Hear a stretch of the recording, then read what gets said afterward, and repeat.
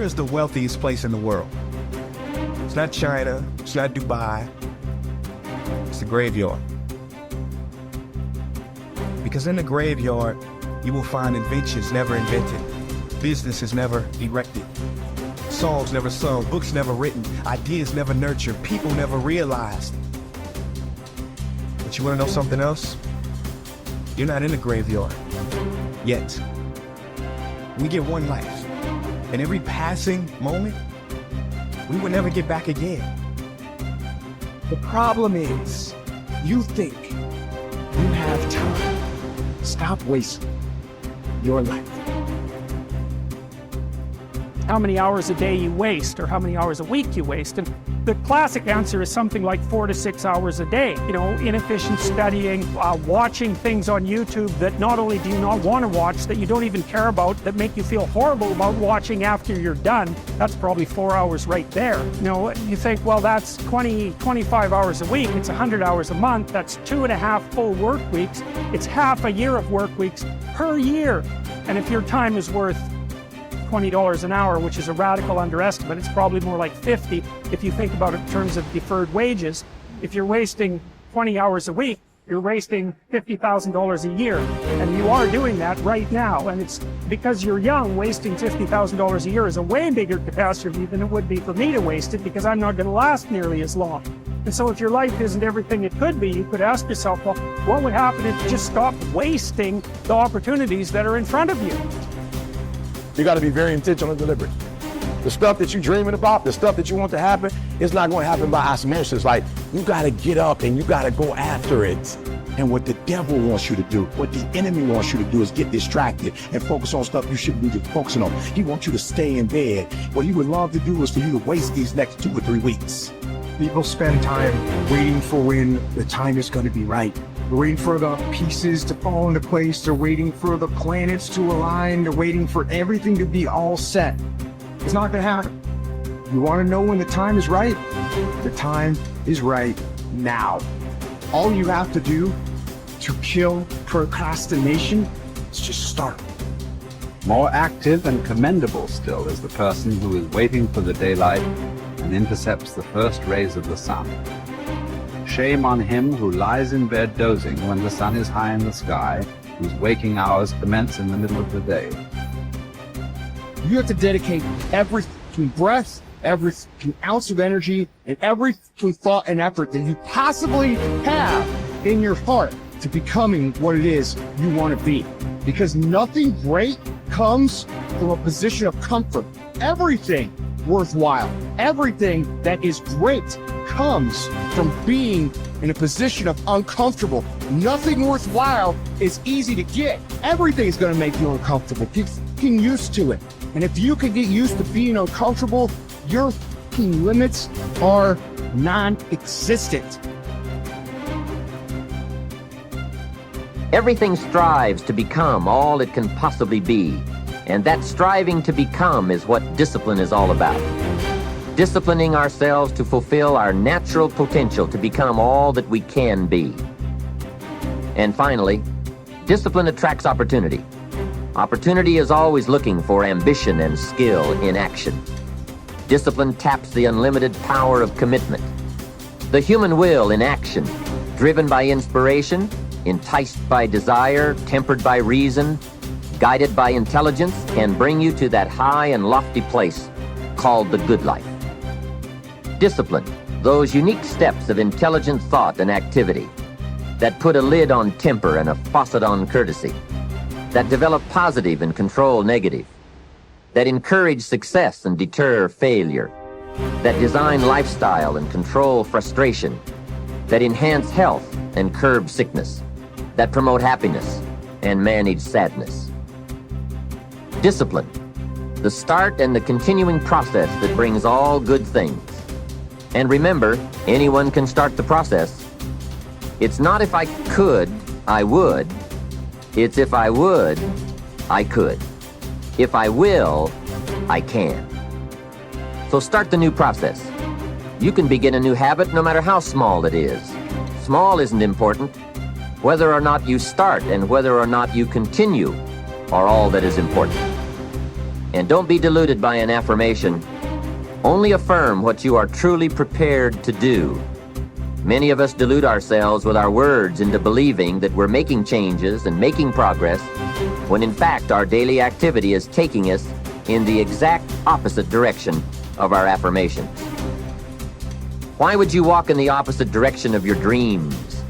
The man dreams of wealth and walks daily towards certain financial disaster. The man wishes for happiness and thinks the thoughts and commits the acts that take him to certain despair. So to have a prosperous life, start a prosperity plan. To become wealthy, start a wealth plan. Remember, you don't have to be wealthy to have a wealth plan. A person with no means can have a rich plan. If you are ill, start a health plan. If you don't have energy, start an energy plan. If you don't feel good, start a feel-good plan. If you're not smart, start a smart plan. If you can't, start a can plan. If you haven't, start a have plan. Anyone can. Even a bad person can start hearing good messages and reading good books. Recognize that the start of the better life, the happy life, the wealthy life, is today. This is exciting. Both the process and the result can begin today. Start the new journey today. If you think of a new idea, today is the day to begin the discipline of putting that idea into action. Set this day up as a long, busy, exciting start for your new life. Get your first book for your new library today. Begin your new practice of setting goals today. Start clearing out a drawer of your new orderly desk today. Start eating an apple a day on your new health plan today. Put some money in your new investment for fortune account today. Start reading with intensity for your new wealth of mind plan today. Write a postponed letter today. Make a delayed telephone call today. Pick up your camera and take a picture of something to start your new treasury of photographs today. Get some momentum going on your new commitment to the better life. See how many activities you can pile on in this first day. Go all out. Break away from the negative downward pull of gravity. Start the thrusters going. Prove to yourself that waiting is over, hoping is past, and that faith and action have now taken charge. It's a new day, a new beginning for your new life.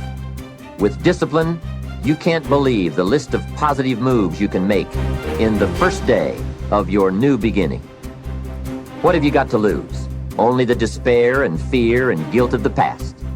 Only the dissatisfaction and unhappiness and lack of fulfillment of the past. Only the frustration and low self-esteem of the past.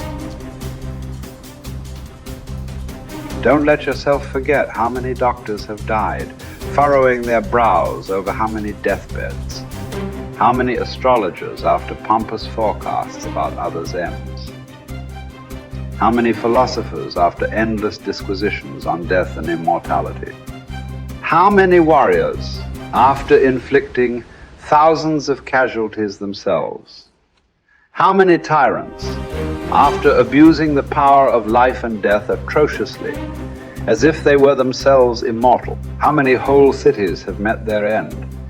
Haile, Pompeii, Herculaneum, and countless others. And all the ones you know yourself, one after another.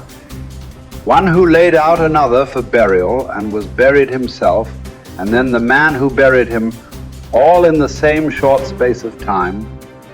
In short, know this: human lives are brief and trivial. Yesterday, a blob of semen. Tomorrow, embalming fluid, ash. To pass through this brief life as nature demands. To give it up without complaint. Like an olive that ripens and falls. Praising its mother, thanking the tree it grew on. If you do the task before you, always adhering to strict reason with zeal and energy, and yet with humanity, disregarding all lesser ends and keeping the divinity within you pure and upright, as though you were even now faced with its recall. If you hold steadily to this, staying for nothing and shrinking from nothing, only seeking in each passing action a conformity with nature, and in each word and utterance a fearless truthfulness, then the good life shall be yours. And from this course, no man has the power to hold you back. Soon you'll be ashes or bones, a mere name at most. And even that is just a sound, an echo. The things we want in life are empty, stale and trivial. Dogs snarling at each other, quarreling children, laughing and then bursting into tears a moment later. Trust, shame, justice, truth, gone from the earth and only found in heaven. Why are you still here? Sensory objects are shifting and unstable. Our senses dim and easily deceived. The soul itself a decoction of the blood. Fame in a world like this is worthless. And so, wait for it patiently, annihilation or metamorphosis. And until that time comes, what? Honor and revere the gods. Treat human beings as they deserve. Be tolerant with others and strict with yourself. Remember, nothing belongs to you but your flesh and blood, and nothing else is under your control.